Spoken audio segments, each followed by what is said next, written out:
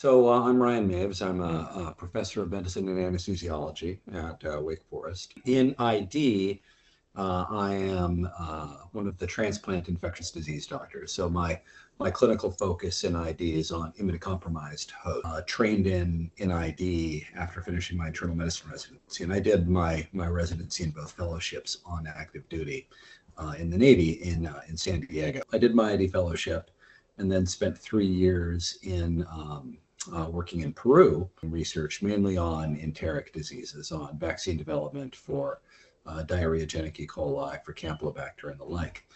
After that, I went back to San Diego, and I was division chief of the ID division. Shortly after that, I got deployed to Kandahar, to Afghanistan, and I was working at the NATO combat hospital in Kandahar, taking care of a lot of very severely injured, very sick people. It kind of reignited an interest in me in doing something a little more procedural, a little more hands-on. So when I came back from Kandahar, I applied for and took basically a year sabbatical and did a critical care fellowship.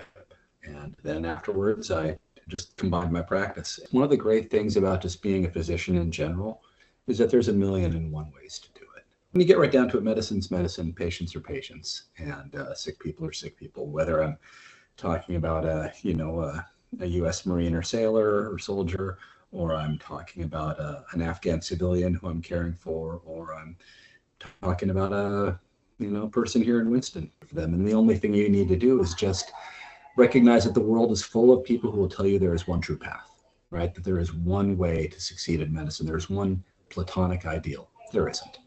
There isn't. There's a million and one ways to do it. You, as need, or friends and mentors will support you while you figure out what that way is.